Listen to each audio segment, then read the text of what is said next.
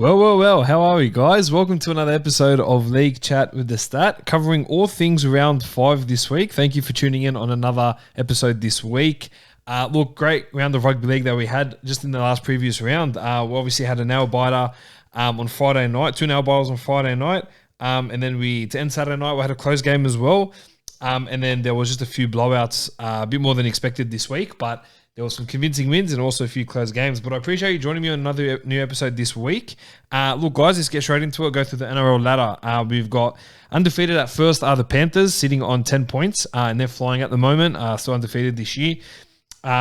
In second, we have Sharks, Storm, Eels topping up the top 4 there on 8 points. On 6 points, we've got the Roosters, the Manly Warriors, Sea Eagles, and the New Zealand Warriors. And then on 8th place is Cowboys on 4 points. The rest of the teams are on 4 points. Rabbitohs, Titans, Knights, Broncos, and Raiders. The Dragons and the Bulldogs are on 2 points, and Tigers are yet to win a game and sit dead last on 0 points. But look, appreciate you joining me again for another round in a new podcast this week. Just discussing all things round 5, and let's get right into it. Sea Eagles 30 defeating the Knights 6. The scoreboard doesn't really suggest how close of a game this actually was. It was about 12-6 till about 10 minutes to go, and then Manly just ran away with the game there. But they had to defend a lot of sets on their own line. Newcastle applied a lot of pressure, but they just couldn't get the job done, unfortunately. And there was just a lot of errors between both sides, especially Newcastle. They didn't limit the opportunities when it was absolutely necessary to. And like I said, the Knights did also struggle with losing Jaro Momoisia and Dominic Young to injuries as well. So Momoisia did his elbow and Dominic Young did his PCL. So to lose them in that period of the game, it didn't help for the rest of the game, especially in the first half, both of those players. Ponga did go off for HIA as well for about 15 minutes there. But look, in the way of attacking for Knights, I feel like Ponga got in the way a couple of times. I don't think he was able to flow with the rest of the squad in the way he was playing. I kind of felt he was kind of blocking the attack at times and kind of blocking their structures and what they were trying to do, and came a bit of a hindrance into the squad. I don't know, just a personal opinion of mine. But he's definitely not playing like he is worth that $1 million salary that he's really begging for. And I just don't see how the Knights will improve unless he really improves. The Knights started off the season pretty well and have dropped off the last couple of games, but to lose at home on a Thursday night, and not only lose, but get 30 points put on you as well is pretty disappointing. Those injuries obviously added to the Knights' woes, considering they've already got a few players out with Barnett suspension and Fitzgibbon and Clemmer, who they get back this week, and one of the Saifidi brothers as well, I believe Jacob. So look, the Knights gone through a bit of injury right at the moment, but look, the Sea Eagles were flying, especially towards that back end of the game. Cherry Evans kicking game, another exceptional performance there. Homoli Olakawatu had a great game as well. He was my standout for this week. 11 runs, 130 metres, a try with 67 post-contact metres, a try line break, 3 tackle breaks and 33 tackles, and a solid 80-minute performance there. So really starting to enjoy watching Olakawatu as he gets better and better and playing those big minutes in that role. And look, like I said, the Sea Eagles, they're just slowly getting to where they need to be. Obviously, playing without Tom Dvojevic as well, I thought, they really struggled at times, but they got the job done there, and they got away with that game against the Knights. Warriors 25 beat the Cowboys 24 in a Golden Point thriller on Friday night. Genuinely very shocked that Warriors won. The Cowboys were up 18 points to 6 and seemed to have had the game locked up, but the Warriors fought back and were even winning, got to 24-18 before a try was scored just from the Cowboys a few minutes before full time. Honestly, I'm pretty happy that the Warriors won. They shouldn't have. Believe me, they should not have. I watched the game and I saw just some of the stats from the game. Now, from what I had seen, I could definitely tell that, especially with the Cowboys in defense, I thought they were really woeful. I thought they left some of the most softest tries in, and they really let the game slip with some of the tries. Nicarima scored one under the post, very soft. But I felt like 2 or 3 tries were like that as well. They're just really soft tries. They didn't apply enough pressure in defense. They didn't have a lot of intent in defense to defend their line when they were up 18 points to 6. And they really hurt the Cowboys. And I was just watching the game thinking that there was no way that, the Warriors would come back from it. But, Cowboys couldn't ice those opportunities. Warriors, broke the line a few times as well. So very good for Warriors to get the win. But where the game that could have been won from the Cowboys was in the 75th minute. We see Adam Pompey coughs up the ball in his own half about 30 metres out, and Cowboys have a full set ready to go. And you only got a couple of minutes in, so you kick that field goal, and they win that game, and Warriors can't come back from it, and the scoreline shows 25-24 Cowboys. Unfortunately, they decide to run all 5 tackles down the middle, and then on the last tackle, Jake Granville takes the ball from hooker, puts in a grubber, and he goes dead. So dumb decision-making like that really cost the Cowboys. You know, you've got 2 proper halves in Dearden and Townsend who are able to kick those field goals, and should they need to step up, kick it, even Valentine Holmes, you know, they got him there as well to kind of make those plays, but unfortunately, just poor options taken there from the Cowboys, and unfortunately, they got away with that one, and they got away with it very costly. The Warriors got it in their ballpark. They obviously took the opportunity with 2 hands and attempted a field goal on the other end, but the Cowboys really dropped the ball there. Speaking of dropping the ball, Chad Townsend made a lot of errors that night as well. So at times where he really could have capitalized and put on a few more tries for the side or created those opportunities, unfortunately was taken away because he made 4 or 5 errors on himself. So he really needs to improve on that. But for the Warriors, you know, 3-game winning streaks, so starting to build some belief in their squad, especially with those close wins that they're getting as well. Look, winning 3 on the trot hasn't been done in a while for the Warriors.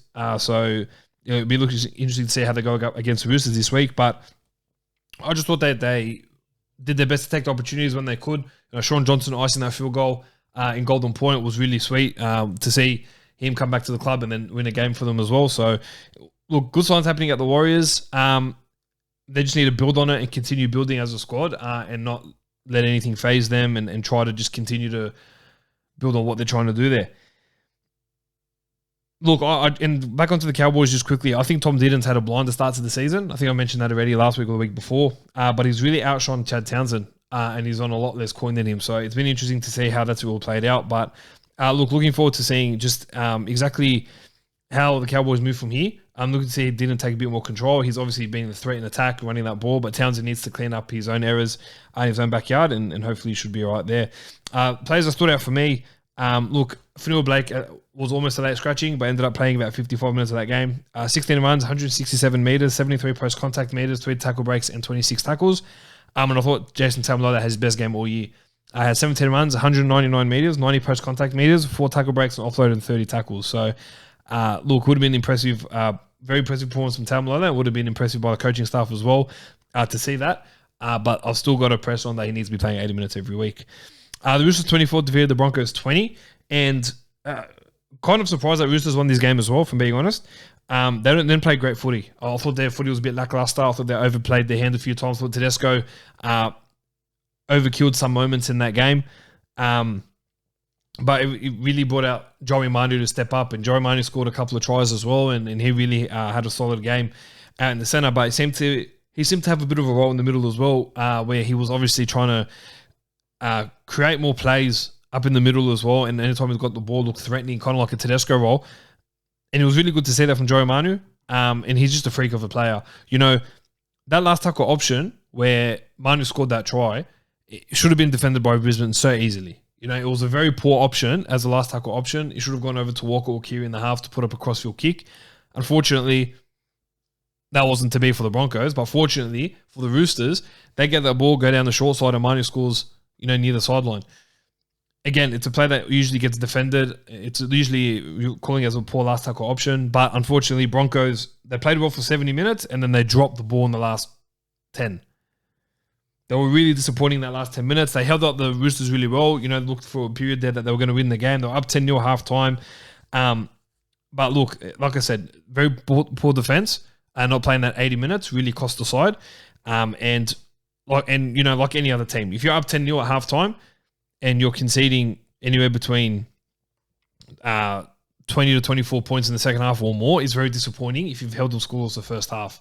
So Broncos allowed many opportunities for them to get back in the game, and Roosters decided to capitalise on those. And that consolation try at the end to Sitilu Tupanua didn't help the Broncos' cause either.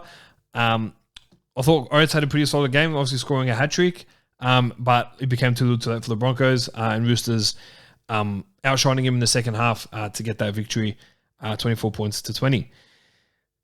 Now, Angus Croydon was one that stepped up. Finally started to play some good footy. He's been benched the last couple of weeks, but he had 12 runs, 132 metres, 67 post-contact metres, a try assist, line break, 2 tackle breaks, and 23 tackles. Cameron from that Butcher, who went off with the HIA. And like I said, Payne Haas. I'll talk about him every week. 21 runs, 205 meters, 84 post-contact meters, 3 tackle breaks, 12 floats, 33 tackles in a 70-minute performance from Payne Haas. So really good effort from him. Again, they're going to struggle without him this week, obviously being due to suspension, but we'll get to that a bit later. But the Broncos need to be playing out games in 80 minutes and fixing up some of the errors that they made so that they don't apply that this game against the Panthers this week. But look, I thought Broncos were the better team for about 65 minutes of that game to 7 minutes of that game before Roosters came and just iced those few opportunities that got them that win. So Broncos would have been seething that they dropped that one, but unfortunately you got to be playing 80 minutes against teams like the Roosters. Storm 30 defeated the Raiders 16, and there's a solid win from the Storm. Obviously just building on the performance they had last week against the Dogs. And look, just they nailed the opportunities, and that's why they're so good. They had 83% possession as well, and they completed a lot of their sets. They only dropped about 4 or 5 sets that they didn't complete. And they really outshone the Raiders, who were actually pretty disappointing. They made about 15 errors. The Raiders are very disappointing, completed at 67%, which doesn't win you many footy games. But because they made so many errors and had so many opportunities in front of the Melbourne line, they just couldn't seem to ice those opportunities the way Melbourne did. And unfortunately, it did cost the Raiders with so many errors and so much drop ball. But Storm won that game in that first half. I thought the way that the spine played especially, and then the combination that they're building is so scary to see. They're only getting better between Grant, Hughes, Munster, and Pappenhausen at the back. Great to see Pappenhausen playing injury-free footy and concussion-free football as well, which is really good. Even though he did go off for HIA for about 15 minutes there, Pappenhausen, but he's still playing some good football. And like I said, that spine is just getting better and better. The standout for me was Cam Munster, 15 runs, 160 metres. I had 2 try assists, a line break, 6 tackle breaks, 12 floats, and 13 tackles, and a very complete performance from Cam Munster. You can really see he's enjoying his footy a lot. In a shining light for the Melbourne side, who's come from Newcastle, Josh King has kept Brandon Smith on the bench in the 14 jersey, and he's made that 13 jumper his own. 16 runs, 136 metres, an offload, and 22 tackles. So he's really putting some solid performances there for Josh King, playing about 55 to 65 minutes a game. And he'll be continuing to build, in his first year, obviously at Melbourne, his first 5 games, he's looked like he's been on absolute fire. So really good buy from the Storm, and he's really putting in his efforts on the field. So it's been really good to see that. The Raiders do need to improve. They turned it all around against the Cowboys this week, and they've got a lot of improvement to make, especially going in at home, which we'll get to a bit later as well. Rabbitohs 24 defeated the Dragons 12. It was anyone's game the whole way through. It was almost to an extent like a nail biter, even though Souths, especially in that first half, they started the first 20, 25 minutes, they really dominated the Dragons, and then the Dragons kind of fought back a bit as well. The game was pretty even, obviously, to the last 15 minutes, where the Rabbitohs got away with that. But for the Dragons, you can't win footy games if you're dropping the ball that much. 17 errors, which was really costly from the side. Zach Lomax made about 4 or 5 errors on himself. And they didn't look dangerous when they had the ball. They looked very lackluster in attack. But the one thing that's really concerning me at the moment is just wondering when Anthony Griffin's going to realise that Mbai is not a fullback and shouldn't be playing fullback week in, week out. It just frustrates me to see that Tyrell Sloan, while he isn't in the best of form at the moment, surely there are better options than Mbai at fullback. You look at Moses Mbai and the way he plays, he's the perfect 14, but he's not a good one. And with him there, moving Jack Bird into the halves hasn't been a terrible idea, but I'm only just down on confidence at the moment. I'll be putting someone like Jaden Sullivan in, or you put Sullivan in, potentially at 9 to replace McCulloch, who hasn't been all that flash either. But the Dragons look worse when Mbai is in the side. Even though Mbai scored that very soft try through very soft Rabbitohs defence, I still don't see him as the number 1 moving forward. And while Sloan and Amoni have a lot of improvement in them, it'll be just interesting to see when that'll all kick in for them, and hopefully they can start getting those combinations right. But like I said, Sloan needs to be in that side once he's fully improved, and shorty like Cody Ramsey or a fair guy can come in at fullback as opposed to Mbai. So they've got a lot of worrying to do here. But look, the entire Rabbitohs forward pack were really impressive. I thought King Koloamatangi, 17 runs, 167 metres, 77 post-contact metres, a try, line break, 4 tackle breaks, offload 30 tackles, and it was a really good performance from him.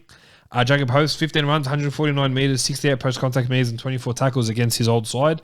And special shout-outs to Max Vierguy and Moses Sully, who had some really big games for the Dragons. Damien Cook was impressive at a dummy half as well. He made a couple of line breaks. He really broke the line at times. He looked threatening every time he had the ball. Starting to see more of that running game from Damien Cook, which has been really impressive. And it's been great to see that from Damien Cook as he looks to build for that Origin jumper and jersey 9, and then eventually for Australia towards the end of the year. The Eels 26 defeated the Titans 20. Not the best win for the Eels, if I'm going to be completely honest. Started the first half red hot and then dropped their game plan, kind of like the Broncos, where they started really hot, except they won the game, obviously. But they gave Titans opportunity to win that game. They were up about 18-6 or 18-0 at halftime, and they allowed Titans to score 20-odd points, which is disappointing, and Brad Arthur would have been disappointed with that. But for the Titans, they started horribly. They had about 11 errors in the first half alone, and the completion rate was at about 40 to 50%. But they really improved that. They improved their ball handling in the second half. They completed a lot more sets, and they brought themselves right back in that game. But had they played a bit better in that first half, I reckon there would have been a genuine chance to overcome the Eels. But look, the entire forward pack for the Eels was really impressive. Let me just check out these numbers for the Eels. Regan Campbell-Gillard, 20 runs, 241 metres, 104 post-contact metres, a tackle break, offload, and 20 tackles. His front row partner, Junior Paulo, 18 runs, 225 metres, 92 post-contact metres, 2 offloads, and 16 tackles.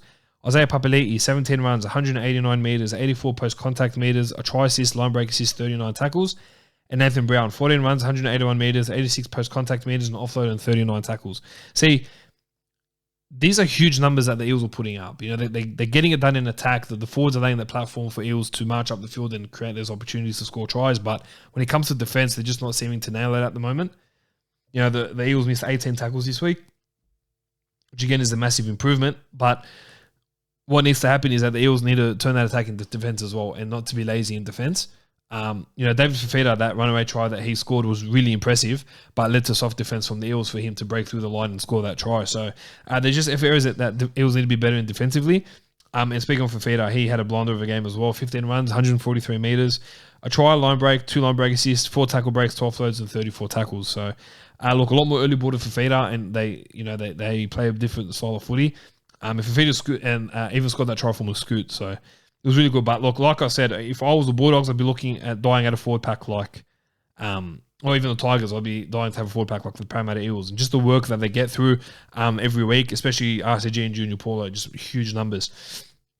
Sharks 30 defeated the Tigers 4, and Sharks did enough. The way they performed, made 15 errors and 70% completion. You lose a lot of games like that, but the Sharks just got it done. The Tigers are just beyond hopeless at the moment. But the Sharks just, iced those opportunities in the first half, but they made a lot of errors as well, like I mentioned earlier. But they didn't allow the Tigers to break through the line at all. They showed their resilience in defence, which has been really impressive to see in the first 5 weeks of footy from the Sharks. Excuse me. And moving on to the Tigers, they lost Laurie to COVID just on an hour before the game, which was really disappointing. But apart from that, they were just hopeless once again. No direction, no effort in attack, in defence. And look, like if you're Michael Maguire, you can't be running out the exact same side week in, week out if you're not going to be making mass changes. And that was the Tigers' problem there as well. They're just different moments in the game where they were really lazy, which showed just how disappointing that game was. But like I said, moving on to Craig Fitzgibbon for a sec, really, really impressed in what he's brought to the Sharks. But I reckon he would have been filthy in that last minute try that the Tigers scored to have the game out 30 points to 4 would have been really disappointing. But look, Tigers have a lot of work to do. The solution is very tough. I know they've made some changes this week, which we'll get into a bit later, unfortunately. But the Tigers are in quite the hole at the moment, and they're early favourites for the Wooden Spoon, and I really don't see them winning many games of football this year. In the last game of the round, Panthers 32 defeated the Bulldogs 12. It was a good win from the Panthers. They blew the Dogs out of the park in the first half and really iced a lot of the opportunities that they got in front of their line. And they took a step back in the second half. Were pretty steady, just made sure that the score line didn't get too much closer than what it needed to. But they played a brilliant style of footy in that first half to really rule out the Bulldogs for making any changes there. For the Dogs, they were really bad. And it was dreadful to watch. We didn't dominate field position.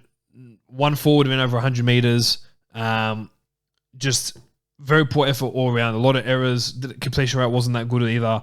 It was really extremely disappointing performance. I thought Kyle Flanagan was one of our best. I thought he had a solid game. I thought he defended pretty well. He had that try assist for Tevita Pangai.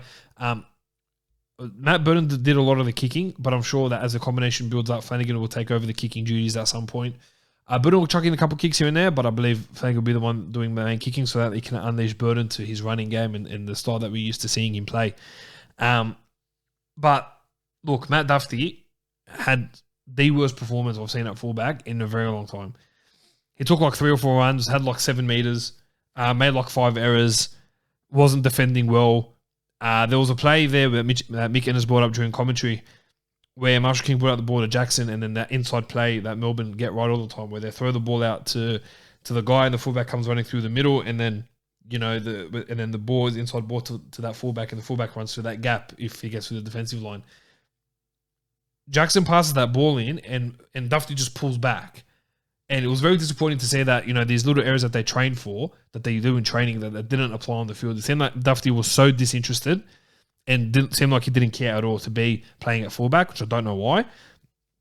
But he's got to improve and improve quickly. He's got Corey Allen at fullback in New South Wales Cup at the moment. They've got a couple of kids coming through that can play fullback. So he's got to be... And he's fighting for a new contract. They've got to know by round 10 what's going on. It's not looking good as it is. I know that there's another player Dogs are keen to sign, but that'll be shown a little bit later on. Maybe we'll discuss that a bit later. But the Bulldogs have a lot of work to do, and it's going to be a very tough year if we keep playing the way we did on Sunday night. Matt was new 16 runs, 146 metres, a try assist, line break assist, and 19 tackles. So he had a very solid performance there for the side. And like I said, there was no one from the Bulldogs that really caught my eye apart from Kyle Flanagan there. So, look, that's all that we can discuss for round 5. Now, for Supercoach, I finished on 1,048 and I lost all my leagues. Very disappointing. I had a Cleary as my captain and he failed me, only scoring 53, which is really poor. So I'm having a very, very bad start to the season, which is really bad. I don't think I have a terrible team. So at the moment, my fullbacks are Tedesco Pappenhausen. My centre wings, I've got Zach Lomax, Peter Hiku, Taylor May, and Will Penasini, who are still making me some money, still making me some decent coin. In my bench, I've got Viliami Velea, Tula Taukula plays his 3rd game this week, and James Schiller from the Canberra, who's a bit whatever. My halves, my starting 5'8" at the moment, I've got Cameron Munster, and my halfback I've got Nathan Cleary. On the bench, I've got Lachlan Ilias, and I've got Brad Schneider. So I've got a decent halves pairing there. Schneider's continually making me a lot of money. In my back row, I have Ewan Aitken, I have Jai Arrow, and I had Teague Wilson. Teague Wilson I traded out to Hamoli Olakuatu this week, with Wilson's BE of 75 being the main reason why I've done that. So Olakuatu is in my side. And then on my bench, I have Isaac Targo, who made 150k for me. I've got Kelma Tuolagi, and I've got Maverick Guy from the Panthers. Excuse me. Who hasn't played much footy. He has played a lot of footy this year at all, because he's had a couple of injuries as well. And then in my forwards, I've got Payne Haas and Adam Fanua-Blake. Haas will be suspended this week due to the off-field incident that happened 5 weeks ago. So my starting forward row for this week will be Adam Fanua-Blake and Josh King. And I've got Payne Haas and Max King on the bench. And my hookers, I've got Harry Green and Chris Vandal. So it's not a terrible side, but it's just not firing at different times at the moment. The trades this week, like I mentioned, I traded Teague Wilson for Hamoli Olakuatu. And my reserves this week, I'll be playing Max King. I'll be playing Isaac Targo. I'll be playing Brad Schneider. And I'm going to play Tola Taukula as well. So that'll be my team there. Or I'm going to take out Kula and put Tedesco in. So I think one of those players that I'm playing, I don't think I'm playing Tuolagi. So it wasn't the King, sorry. So it's going to be Targo. It's going to be Tedesco, Schneider, and Kula. So those are my reserves for this week. And hopefully we can finally get a win on the board in the majority of my leagues. News around the NRL world. So Knights prop Matt Croker has been linked to the Dolphins. And he'll be looking to probably beef up the forwards over there for the Dolphins. They're linked to everyone at the moment. They're also keen, as well as the Dragons and the Raiders, on Sam Verrills. With Brendan Smith coming to the Roosters next year, Verrills will most likely get a release to go to another club. Kai O'Donnell from the Raiders has signed with Ace Insurance effective immediately. James Maloney has been tested positive for cocaine over in France, so he has been suspended indefinitely at this stage, and that'll probably be the end of his... even though he was already retired from his professional career, but to play local leagues, he's done from there, so he would definitely not be considered to play the rest of the year, I don't believe, at this stage. Anthony Milford has had his charges dropped, but the NRL refusing to register a contract at this stage. They want to review the CCTV footage and probably give Milford another ban. I think it's pretty ludicrous, if I'm going to be honest with you. We've had players come in the league, bash people, bash their wives, glass their wives, and they've walked back in no problem. But this guy, it's almost impossible for him to register a contract. He's played almost 200 games rugby league, had a grand final in him, played Origin. He's done almost everything he can in the game. And the fact that they're not going to register him a contract is pretty ridiculous. So it's a bit disappointing to see, but I'm hoping the NRL will wake up to themselves and come around and sign him on. So I see Tokiaho has been confirmed to the Catalans by Trent Robinson. So he'll be moving over to the Catalans in 2023. Payne Haas and Albert Kelly suspended for a week for that brawl they had them 5 weeks ago. Payne Haas got fined $10,000 and Albert Kelly got fined $5,000.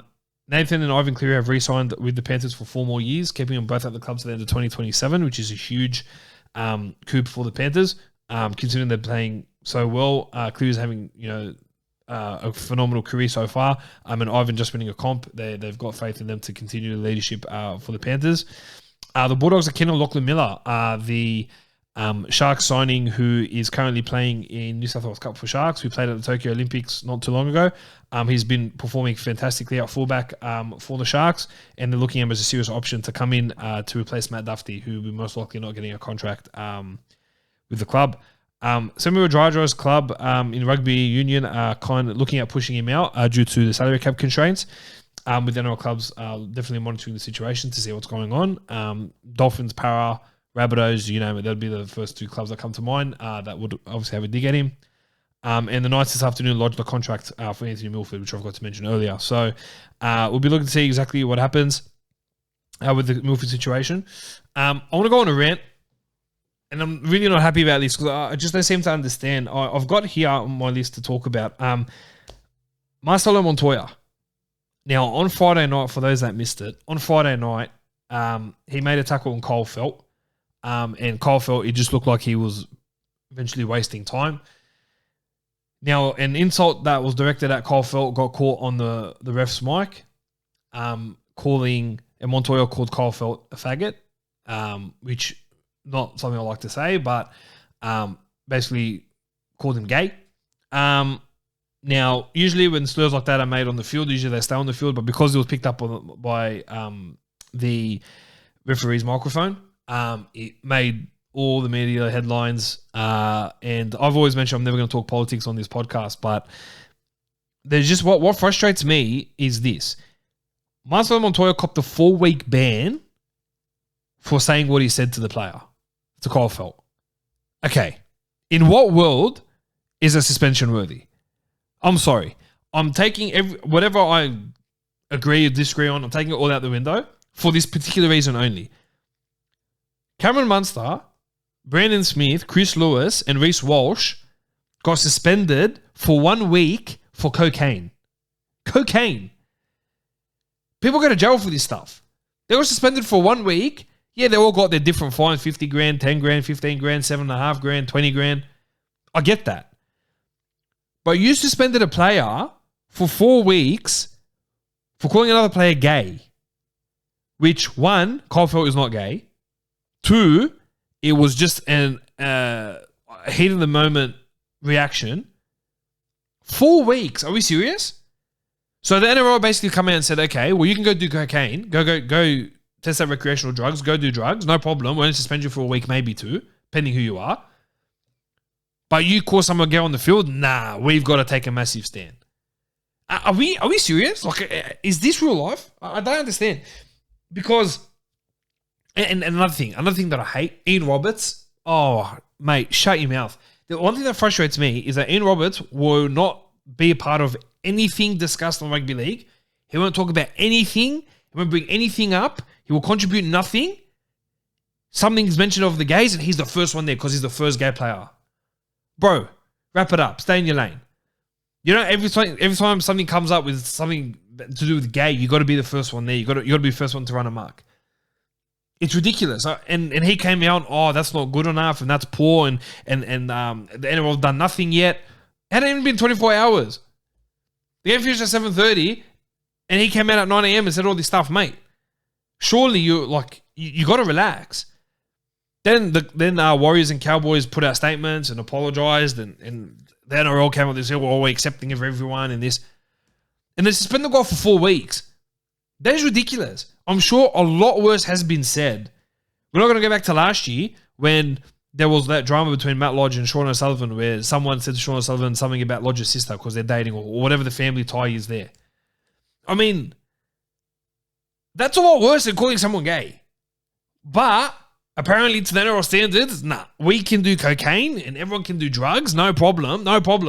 But you call someone gay in 4 weeks suspension and, we've had to make a big stand on this. Why? That was a big stand for. The NRL are stuffed up. The problem is, and it's this whole left side really pushing in, saying, if you don't put in big suspension, we're going to pull our sponsorships, we're going to pull our money. So the NRL are forced into a decision. The NRL should stand there and say, listen, no, we've seen the incident for what it is. This is the decision we're making. We're going to stand by this. Unfortunately, they don't have a backbone, the NRL, clearly. And they're just going to say, no, we can't talk about this stuff. We can't say gay on the field and you can't say that word. What the hell have we become? I'm not condoning calling someone gay on the field. I'm not condoning swearing. But you can't suspend him for a month. 1 month. That is ridiculous. It's so stupid. Like, you go do drugs, get suspended for a week, call someone gay, get done for 4. Come on. I can't believe this is the world we live in now. It's ludicrous. It makes me sick. And then this Ian Roberts comes out like, what a sook. Honestly, what a sook. Look, anyway, I just had to get that off my chest. Couldn't believe it for the life of me. Couldn't believe that it's a 4-week suspension. Look, I don't want to say any more because probably got some of the watchers who disagree and will go at me in the comments, and that's fine. Go at me in the comments. I don't care. But surely we need to be better. Surely there's a better way of handling things. And we've gone to suspend the guy for 4 weeks for calling someone gay. Stupid. Anyway, let's move on because I don't want to keep talking about it. Round 6 coming up this week. The Raiders come up against the Cowboys. Xavier Savage comes into the side to replace Matt Frawley, who's been dropped. He didn't get a minute last week either, so that's very good. Cowboys, Colin Hess returns to the side, pushing Ruben Cotter to the bench. And Corneli Lumelu plays his first game of the year, second row, onto the bench, taking the spots of Joanton Brown and Griffin Neame, who are both out with concussion. I'm going to go Cowboys to win this game. I don't see the confidence in the Raiders winning this game, and I think Cowboys do well to win away from home as opposed to winning at home. Actually, I didn't even know this game. I was very confident in Cowboys, but I'm actually genuinely thinking the Raiders. So I'm going to go the Raiders this game, and Raiders by 1-12. Good Friday showdown. Rabbitohs come up against the Bulldogs. Blake Taffy replaces Latrell, who's done his hammy, is out for 8 weeks, and with Hame Sele coming off the bench. And for Bulldogs, Chris Patolo replaces Avasi Manifungai. Look, every week I tip the Dogs, and I get it. I actually think we can win this game. This game is definitely winnable, and I'm hoping that we can get a win on Good Friday and beat the Rabbitohs there. Panthers come up against the Broncos. Panthers 1-17. For the Broncos, Corey Jensen replaces Payne Haas, suspended for a week, and Reece Kennedy joining the bench, while Herbie Farnworth was also a late out as well, with Deloise Hota, I think I said his name wrong, apologies, making his debut in the centres, taking the spot of Farnworth. With missing Haas already, it's enough for me to say that Panthers will win and make a 6 on the trot, and they'll win this game comfortably as well. Seagulls will come up against the Titans. For the Seagulls, Tola Talkula, who was a late scratching from last week, comes into the side to replace Morgan Harper, who is out with COVID. For the Titans, Bryden Kelly returns at centre with Philip Sammy shifting to the wing and Corey Thompson dropping out of the side there. So I want to go the Seagulls to win this game at home as well. So I think the Seagulls should win this one and win this one pretty comfortably. The Storm come up against the Sharks, which will be, I reckon, the game of the round. For the Storm, Tyron Richard comes to the bench with Alec McDonald dropping out of the side. And for the Sharks, Aidan Tolman comes back from COVID and takes the spot of Royce Hunt, who's been dropped to the reserves. Game of the round, man. It's going to be a tough one. I'll go Storm by 2. I'm not confident in them winning by a bigger margin than that, and they're playing at home, which is why I've gone with them, but Storm by 2 for this game. The Roosters come up against the Warriors. For the Roosters, Sam Verrills comes back into the side, first game of the year, replacing Drew Hutchinson, who goes to the reserves, and Cia Takiaho returns from a calf injury, takes the spot of Fletcher Baker. And for the Warriors, Daniel Tennis-Lesniak replaces Marcelo Montoya, which is very dumb again. Anyway, and Jack Murchie replaces Elisa Katoa on that side. I'm going to go Roosters to win this game, and I'll go Roosters by 8 points for this one. Dragons come up against the Knights. Josh Kerr replaces Aaron Woods, who moves to the bench. and pushing Jackson Ford out of the side, who's now listed amongst the reserves. And George Burgess and Josh Maguire joined the bench. Maguire plays his first game of the year. For the Knights, David Clemmer returns from a knee injury, back injury, shifting Jacob Saifidi to the bench to take the spot of Jairo Momoisia, who's done his elbow. And Edric Lee will play his first game in about 18 or so months to replace Dominic Young, who's out with a PCL injury for 6 weeks. I'm going to go Knights this game. Knights by 10. I think they'll be able to hopefully get back into it. The return of David Clemmer will be huge. Edric Lee on the wing as well. I'm expecting Knights to win this game. And the last game of the round, Easter Monday, Eels come up against the Tigers. Eels, injuries again. Wonga Blake is replaced by Murata Niukore, who comes in at centre, pushing Will Penasini to the wing. Oregon Kafusi takes the spot of Junior Paulo, who is suspended for the high shot on the weekend. And Sean Lane comes into the side, back at second row, pushing Ryan Madison to the bench. For the Tigers, lots of changes here. Dane Laurie comes back straight into fullback after missing the game due to COVID. Stafford Toll will move to the wing. Jackson Hastings comes back from suspension as well, which is a big plus. Coming in at 7, pushing Brooks to 5'8", and Jock Madden to the bench. James Roberts comes into the side and takes the spot of Oliver Gildart, who's been dropped, alongside Ken Mamalo, Jacob Little, and Tyron Peachy, who've been dropped. And Jake Simkin will come into the side at hooker as well. So a lot of changes there for the Tigers, but I still think Eels will win this one by 12 points. Guys, thanks for joining me in another episode of League Chat with the Stat. I was meant to have a guest, and I apologise. He couldn't make it in this week. Hopefully, you'll be looking for that in the next few weeks. But I appreciate you joining me once again on a new episode. You can check our socials where you'll find us each and every week for a new podcast dropping. And look, happy Easter to you all. Enjoy the long weekend. Enjoy the footy. We'll see you back next week, same time, to discuss the Easter weekend, the rugby league. All the best, guys. Take it easy.